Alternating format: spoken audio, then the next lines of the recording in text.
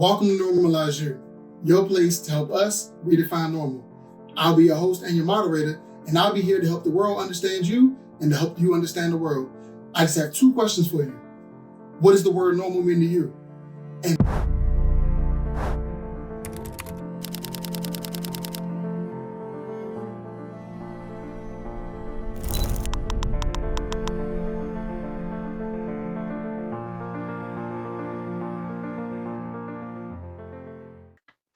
how's it going, everyone? Yo, Not gonna stop asking me how I'm doing. I appreciate it. Okay. So today's topic. The heck was that? Oh, I'm gonna say, what the heck? Where he came in and she came in like Kool-Aid Man. But all right, so um we need to I feel like we should start normalizing the way people give advice. I know I can't really put that in much of a question form, but um I think we need to normalize the idea that everyone's good advice isn't good advice for everyone. And would you like me to break the ice, or anybody else want to take over? you can go ahead and lead the charge, sir. Okay.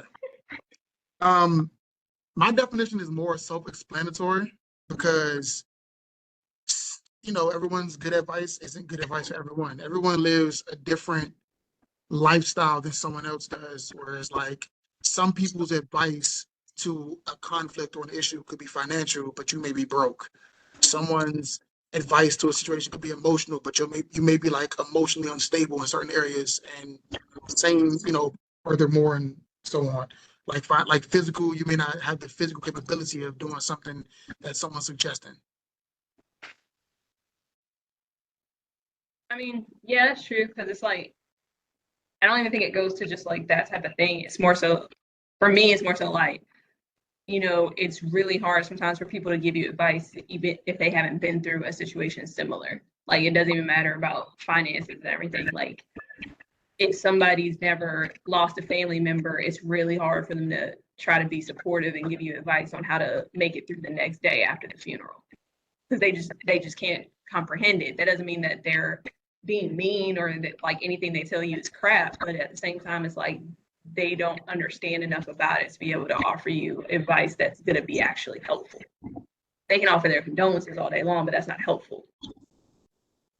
So I feel like it's like situations like that where it's like if you haven't gone through something, not always the exact same thing, but if you haven't gone through something similar and you try to give advice, your advice is sometimes going to fall short because you don't understand everything that could go into a situation.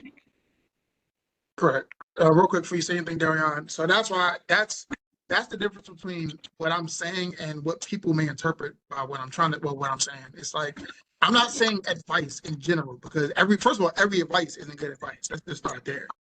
I'm more so focusing on the particular. Like, I mean, the best advice you've ever heard. You're talking to a family. You could be talking to a wise person, somebody that you know is always informative.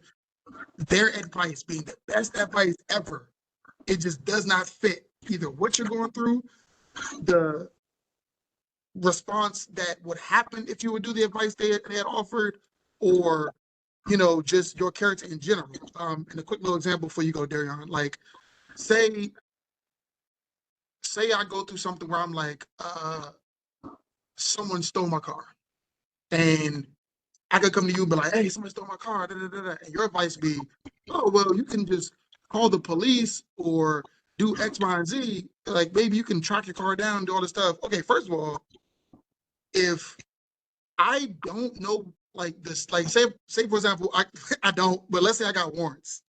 Calling the police would probably be the last thing I want to do. It's good advice because that's how you get your car back, but it's not good advice for me because I got warrants. And then the whole track your car down. Okay, track your car down. What if I'm like a super nerd? Like I do nothing but play video games all day. I don't have an ounce of protein on my body. I'm 100 pounds even. So I go try to track this person down. Once again, that could be good advice. But am I prepared to deal with what's happening am I prepared to deal with the people that stole my car? So it's like both of those could be good advice, but it may not fit me. So, you know, I believe sometimes it can also have something to do with timing too. Like, let's say you have two different generations. Let's say you got someone from an older generation trying to give advice to someone from a younger generation. Now, from the older generation standpoint, yeah, it probably is good advice, but they can be giving them advice that's based on a different time that was prepared for a different world versus the person who's in the younger generation where it's like they could possibly understand, but the world probably doesn't work in that way to where that advice would hold up any longer. So, I agree. Actually, I agree 100%. So this segment is more about like how do the three of us find a way to normalize people accepting that your advice isn't going to be beneficial to another person, more so than the side of taking the advice. And I would just tell people my remedy to the situation to make it a lot easier. Um, if you're close enough to a person that you can advise them or something, then I feel like you should then want to build a better relationship with someone first. And it goes down to, I don't know if we talked about this already. If not, we'll cover it in another subject, but I mean another day. And if we have, then we're gonna reiterate a little bit today. Same thing when it comes to like the grieving process. Everyone grieves differently.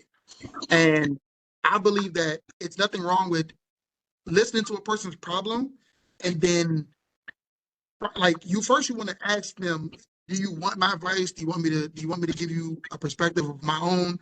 And if they say no, then just accept that they just want to hear.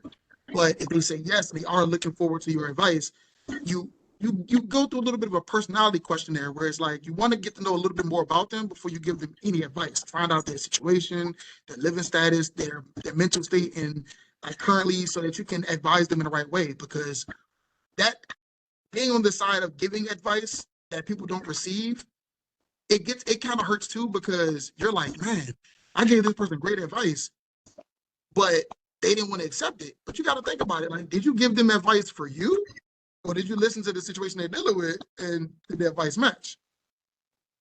yeah. Yeah, I think you got to really be careful when you're the one giving advice. Like, if somebody wants me to give them advice and I've never been through something like that before, like my first reaction has always been like, hey, this is what I'm thinking based off of what you just told me. Like I'm always clarifying it because it's like you could have not told me something that would have changed everything I said. Or there could have been some extra detail that I didn't know, whether it was about your life, the situation, or anybody else involved. So it's like, if you're going to be the one giving advice, nobody has to take your advice. I feel like that's just you got to accept that. Like nobody has to take your advice. But there's like some phrase somebody in my family says all the time, and I feel like it's one people know, and it's like you can lead a horse to water, but you can't make him drink. So even if your advice is the greatest thing in the world, they don't have to listen to you. So when you're giving advice, you always got to kind of come from that mindset of nobody has to listen to you, and whatever advice you give can only be based off of what you know. And it can't be like, oh, this is what I would do based off of my personality. Not it's like based off of you and me knowing you, this is what I think. Because if you try to give somebody, like I can't give Jeff advice on how to lift weights. That makes no sense. I don't do it. And he clearly does. Like that doesn't I don't lift matter. weights. I don't lift weights. I don't exercise. I don't work out. Nothing. Right. We hear Honestly, Under this, I'm a flabby tub of lard. Okay, so just but my point is, regardless of whether he does or doesn't, is just like there's some things I can't give advice on, even if like they're like, oh, I was doing this and blah blah. I know what I would do, but I can't tell you what you should do. So it's right. always like you got to clarify that your advice isn't the be all, and they can listen to you or not. And if they don't listen, you can't take it like a front to like a personal attack. yeah, I feel like a way to make that easier and possible. Anytime anybody gives advice, whether it's good advice, bad advice, whether it's coming from a personal standpoint, a personal stance, experience, whatever, or just straight facts, always give a disclaimer, letting somebody else know, like, hey, this may be my advice, but this is just also my opinion, even if that opinion is shaped in fact. That way, even if whether they agree with that advice or disagree, they can't say, well, oh, you told me this, and this is the end all be all, and this you said this was fact, like, because some people may take your advice for being the end all be all, and a lot of times that's not the case. So just give a disclaimer, something. Yeah, Let people know that, hey, I have an opinion on this, and this is what I feel like is best, or at least a good option. Like, I'm But not I an think for expert. I think for that though, that you got to accept, no matter if you're the one giving the advice, again, like they don't have to take it. Like you, because giving a disclaimer is recognizing that you could be wrong.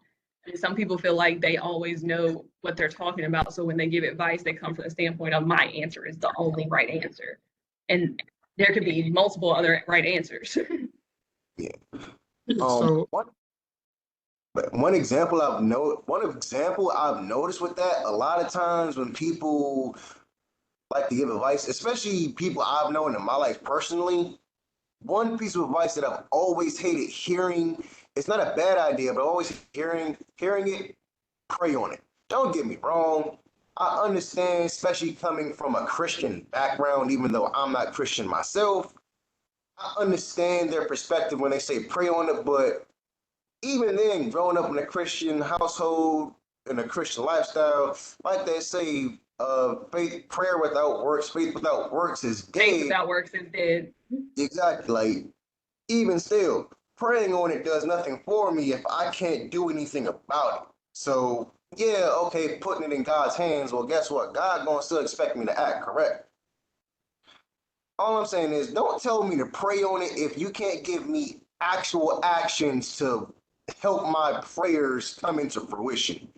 Help me find a way to act on what's going on, because just simply praying on it ain't going to do much for me, but just motivate me mentally and spiritually and emotionally. And that's not going to solve my problem. Yeah, it's going to help me feel better, but it's not going to actually solve the problem. Just feeling better ain't good enough for me to use as advice. As a pep talk, sure, but actual advice, no, because advice needs to fix my problem. that's fair. I like how you worded that too. It's not you didn't really step over any toes or anything like that. So that was a very generic way to answer that question. I appreciate that. Uh, but and I'm glad that like, and I'm only talking about one particular part. I'm not talking about the whole thing.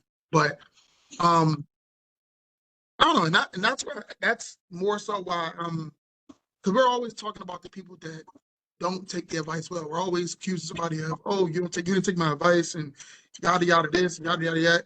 I've actually had somebody we talked to about like advising people. When they had a tendency, they had a nerve of telling somebody they were offended by somebody not taking their advice, like to this day.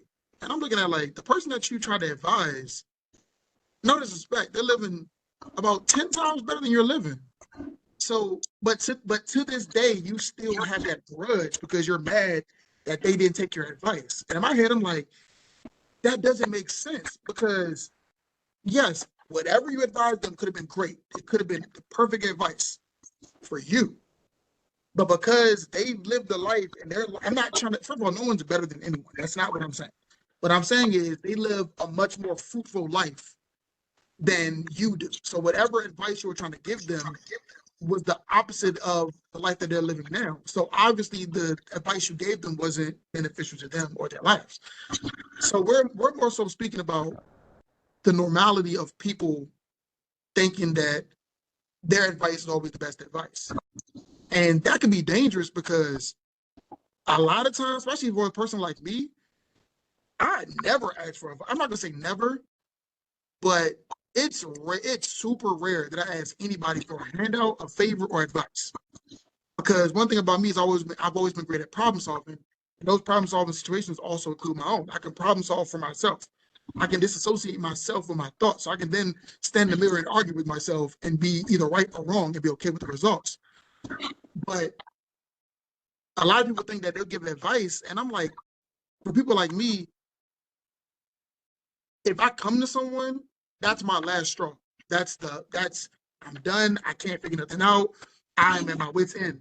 So if I come to you and I'm betting on your advice being the problem solver, and you give me some trash advice, and I go execute that trash advice based on who I am, it could result in something dangerous or catastrophic. But I think that comes from the aspect of some people give advice selfishly. Like they give advice because they want the recognition if you follow through that you were right. I should listen to you the whole time. Like they want to hear that uh kind of I guess award type talk after the fact. Because I've had situations where people told me advice and I exactly went against it. And now years later they're coming back saying like you were right for not listening to me. But in the moment for years they were giving me crap about, you should have listened to me. And I think that's because some people aren't giving advice for the sake of the other person. They're giving advice because they want recognition for themselves. So you kind of have to normalize where the intentions behind you giving advice. Because if you're doing it to make yourself look better in that person's eyes or trying to get recognition from that person, you're never going to be giving them good advice because you're not coming from the right state of mind. Yeah, so speaking on that one, as far as trying to get recognition for giving advice, that's also been a very big reason why for like a lot of my life, usually I don't like asking for help. Like and the reason being is like I was always taught, and mind you, this I was taught this by the same people who always constantly pester me about asking for help. Do everything that you can. Always try to figure out everything possible that you can do before asking for help. And funny because bringing it up again, since it came from people who are always begging me to ask for help, it kind of created a complex to where I don't like asking for help. It's always like you said with you, Jeff, it's always your last resort. Mine as well. That is always the last thing I'm going to do. I'm going to try every resource, every possible avenue I could possibly think of to accomplish my task before I can even think of asking advice or assistance or anything. And a lot of times that has led people to believe that, oh, I don't like to be helped. It's not that I don't like to be helped. I was taught to try everything that I can. Well, there's times where I don't always know everything that I can possibly do. So I'll try out new things. I'll try out different scenarios to see what's going to happen. I'll play them out in my head thousands of times before acting. And then once I act, I'll act out as much as I can for what I know can work, might work, won't work, but may give me enough results to find a new plan before I even think of asking somebody for help once. And I've also had people who have complained that I didn't ask them for help. Like, you were the same person that told me, stop having my hand out and try to figure it out for yourself. Well, I've done that. Complained that I won't ask for help now. You can't have it both ways. You can't complain that I don't ask for help and I try to figure it out myself and then complain that I never come to you for help. Can't do that. You can't do both. Yeah, so I was trying to think of a way I can say it was a line that so I'm a big Andre 3000 fan. He's definitely in my top five. And he said something in the song. Of course, this information has been around the world billions of times, but the way he said it, it made a lot more sense. Where he said, "Doing illegal substances, no, selling illegal substances is wrong. We understand that, right? But if I tell someone that's selling illegal substances that them selling illegal substances is wrong, me telling them that's wrong is just as wrong as them doing it if I'm not offering them another way to make money that they want to make. always yelling, selling's a sin. Well, so is telling young men that selling is a sin if you don't offer new ways to win. So that goes to another little bit of a transition before we move to another topic too. Sometimes leaving open-ended advice or your own opinion on stuff could be just as bad. Like that's like I see you every day drinking dirt water. Like that's the best water you got. Like the water's dirty, it's thick, it's clamped, like it's just nasty water. The bottle always look dingy. And I come to you and see you drinking that, and I'll say, hey, you shouldn't drink that water. And then I just walk and go about my business. That doesn't I'm not offering you more water. I'm not giving you more water. I'm not telling you, I'm not recommending a new brand. I'm just like, yeah, don't drink that water. And then just leave. Because at the end of the day, that can cause confusion. And a lot of chaos is the foundation is what? Confusion. People they're not aware of something, they don't understand something, so they have a tendency of acting negative towards it or attacking it. So stop giving advice to people if you're not, because giving advice to somebody without giving an alternative is just as bad as giving advice, like open-ended. So anybody want to talk about that before I move on?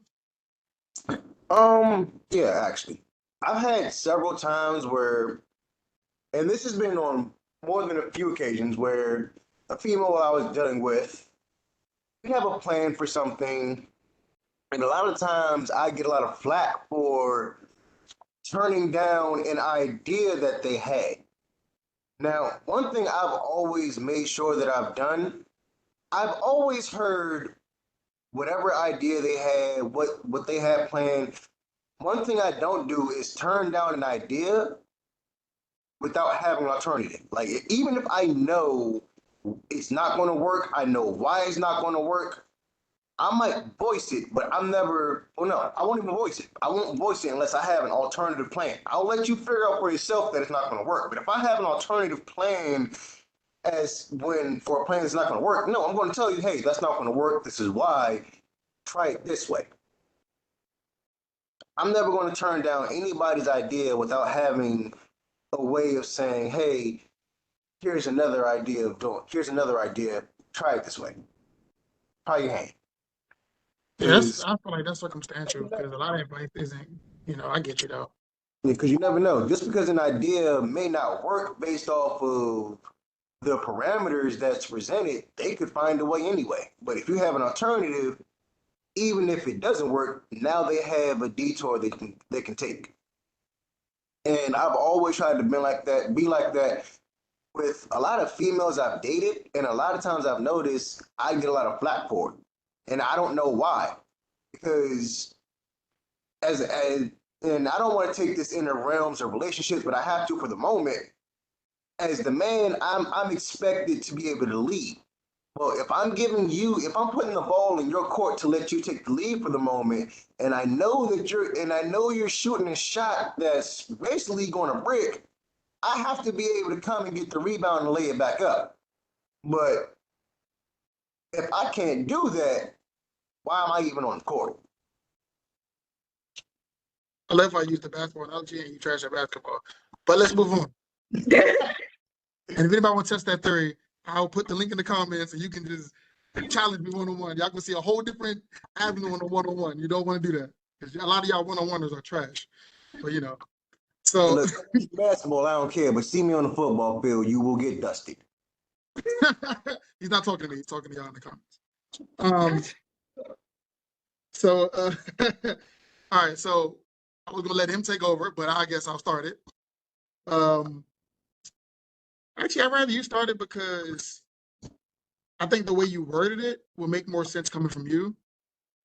But it's up to you. I'll do it. Want me to? I mean, basically, I do want to do it, but go for it.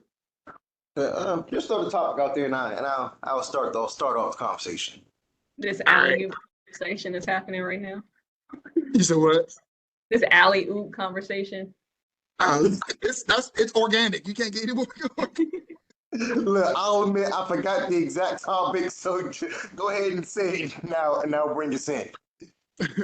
So, should it be normal to expect people to uphold an example that wasn't given to them or something like that?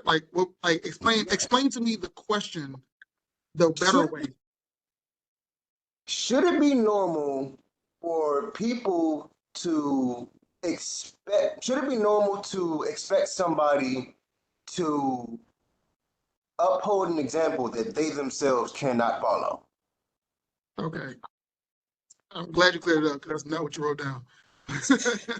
Wrote down, but that is exactly what I meant, though. I got you. Let me go exactly to what I wrote down, just so we can be on topic completely. All this is staying in too. I'm not taking any of this out. Just so you know. Perfectly fine. Okay, hold on. I gotta put my seeing eyes on. Can't find my reading glasses. I can't find my reading glasses, so I gotta put my seeing eyes on. This dude. Over here reading hieroglyphics. Oh, should it be normal to expect people to uphold an example that wasn't given to them? Okay. That's what So I read. I'm gonna say no to that because Hold on, Taylor. I want him to explain because I'm still a little confused on the question. So I want him to explain what he meant, and then feel free to jump in. he's explained it two different ways, but it's okay. Exactly. That's why I want the people to be able to like understand exactly what he meant. Okay. So there have been many times in my life coming up, whether it been by parents, other family members, basically a lot of elders, where considering the fact that, especially on one side of my family, I was one of the older cousins. I was expected to be an example for my youngers, but a lot of times, the example I was expected to uphold, I was never taught. I was never shown. And if I was given a poor example to follow to where I could not learn it well enough based off of what was expected of me. So a lot of times I was left in the position to have to learn on my own while vicariously teaching those behind me. And it kind of wasn't fair to me. And not only was it not fair, it made it more difficult to grow into my own because it's like I'm trying to teach from a position that I'm learning from. So it's like, yeah, it's like teaching somebody a job that you're still learning on the job because you didn't get trained on it. Mm-hmm. That doesn't go so well. And it's not as though I wasn't given an example. I was given a poor example to follow, or I was just told, hey, this is what you do. But I wasn't shown anything. If you're not showing me what I need to do, but you're continuously telling me what I need to do, you're not giving me an example. You're giving me good advice that isn't good for me. Okay. I would say that it shouldn't be normal to expect people to uphold an example, especially one you haven't seen yourself. But and I actually think this ties into previous conversation about relationships. Like, it's hard to be any role in a family. It's hard to be a good member of that family and do that role well if you've never seen it be done well. Even if you've only had bad examples, you can try to figure out, okay, this is what I know not to do now because I didn't like this from this person, or we figured out that was the wrong way to do this here. You can sometimes learn from a bad example, but that's not always the same as having a better example to follow.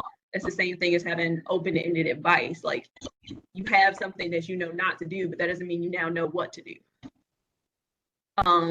So it's kind of hard to put that expectation on people of, oh, you just got to be the better version of us, and you've never seen the better version. And I think that ties in more so with family situations a lot of times, or, you know, other personal relationships other than like, you know, your interactions with sometimes coworkers and things. But it's like, it's really hard to be a good example when you're still just trying to figure out what good even is. Yeah. So, and it's funny because it kind of ties into something I've been saying for a long time to a lot of people. I don't know if I ever told y'all because I don't really work with y'all too much when it comes to like professional styles of things, but stop giving people information or advice or help based on the experience you had. Now, I'm gonna clear that up because to somebody else, but it doesn't make sense. Wouldn't you give advice based on the experience? Yes and no. Okay. If I've been at this location, at this job for 26 years, and you just started, if I'm to be your advisor or to be your mentor or to be your trainer, I'm going to train you as a day one. I can't train you as a 26 year because then you'll be learning like how I do stuff, which means you don't get the basics, you don't understand. So it's like a lot of people don't understand it. It's like you'll explain something to me in a way where it's like you've been in this field for X amount of time. And I'm like, I just started. So I don't know what you're talking about. All that is just alien language to me. I don't get it. So um yeah, like that's pretty much where when it comes to that particular part, like that's another thing that always drove me insane too. Uh the whole good advice thing. But I was also transitioning into um the whole how you teach somebody something based on I guess your experiences and not the experiences of the masses.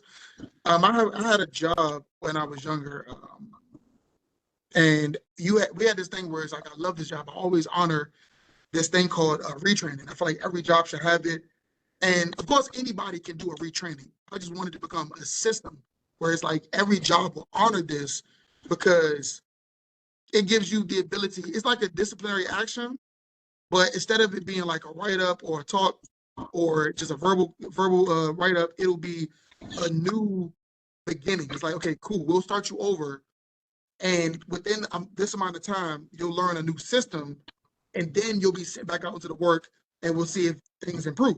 Because I started off working with the guy, and he was teaching me because he's been there for so many years his way of doing something, and it wasn't that I didn't know the job because I was a beast at the job. I was definitely top 3 at the job. The problem was I was doing stuff outside of what I was basically supposed to do because of my seniority. Like I was only there for like a few weeks, few days. I didn't have access to the abilities that the other guy had. So instead of like the job either getting rid of me or write me up or something like that, even though I didn't do anything wrong, it was against their protocol. They had me go through a retraining. They sent me with an entirely different guy. And the other guy told me an entirely different way. His way was more suited for what I knew, what I was willing to learn, and what I was also showing, and my dedication. So after I ended up going through a retraining with him, I ended up becoming like a number 1, number 2 employee because the things that I was doing, he was teaching me based on the level that I had, based on how he was learning stuff. Versus the other guy, he'd been there 86 years. He told me based on what he knew and how he knew things and how he went about his life and his job every single day. So I guess that's an example of like, how you improve based off the example you were given. Because, somebody training you is just giving you an example of, hey, this is how I know how this gets done in the right way. But yeah, I think that goes to the general thing though of like, you couldn't have been expected to do that on your own. Like you couldn't have walked in day one and done either example you were given. Correct. Yeah, like you can't really teach somebody the tricks of the trade when they barely know how to do it by the book. Basically that's what you're saying, right? Yeah, for the most part, that's kind of what I'm saying. Like you got to be able to teach somebody based on like the bare minimum. Like same thing when it came to video games. Like I can't okay, so I learned how to play video games by like okay, so if you ever look at my video game, I know I'm jumping all over the place. You look at my video game history. You may know me as being like one of the best players on every game system and every game that I actively play, right? But no one remembers when I was doo-doo. Like I was terrible, right?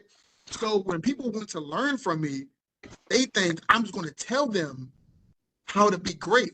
but I don't know how to tell somebody how to be great because that's not how I became great.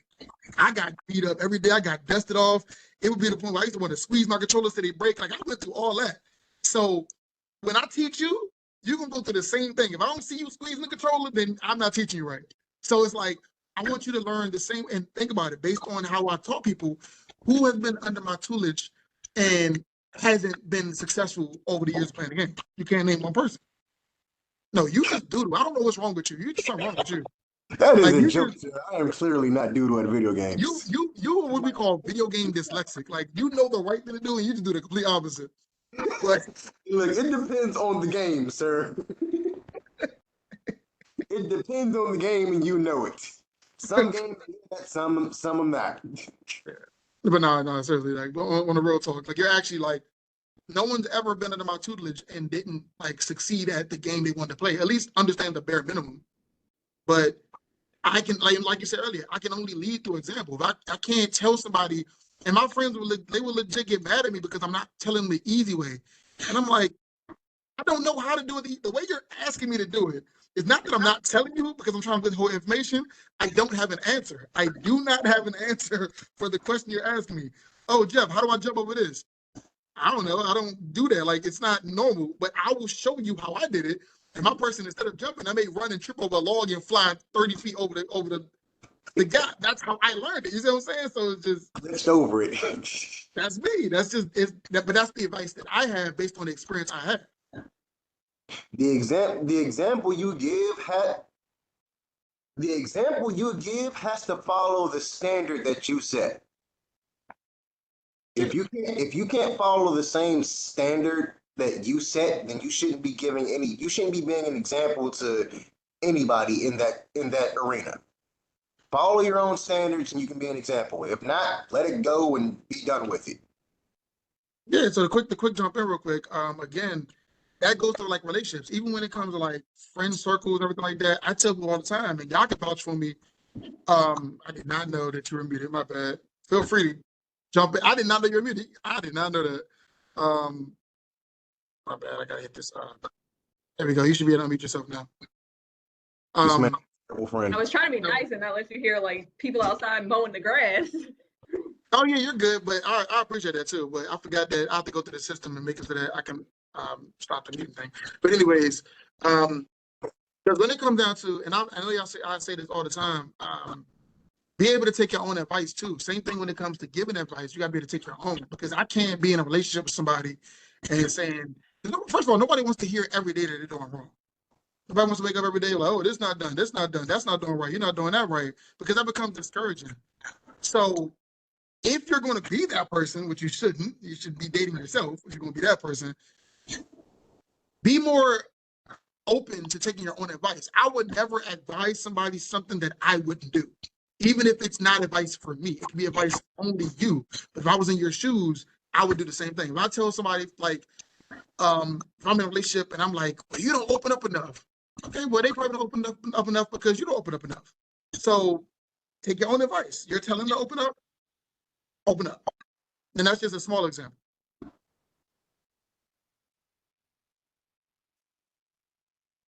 Yeah, I don't have much else to add to that. I mean, so that can, I guess if you're under the say Taylor, this could be a little quick one. I think you kind of summed it up so nicely. It's like, why add extra? Why add parsley for no reason? I do what I do. I do a little bit. A little bit. Don't gas yourself though. That's why I said poquito. A humble brag. But yes. So this has been another session of Normalize You. Check in next week for another topic, and feel free to shoot your topics into the comment section. You'll have our social media handles on the end of the video. Feel free to shoot your messages, comments, concerns, anything to those, and we'll talk about it based on how much of a response they get, or like just how much response they get, or we'll just go through and talk about it. Or if you want to join the channel, just feel free to do the same thing. Send a DM, send anything, comment, and we can set that up. And don't forget the question of the week every Friday. And on that note, it's been Normalize You. We out.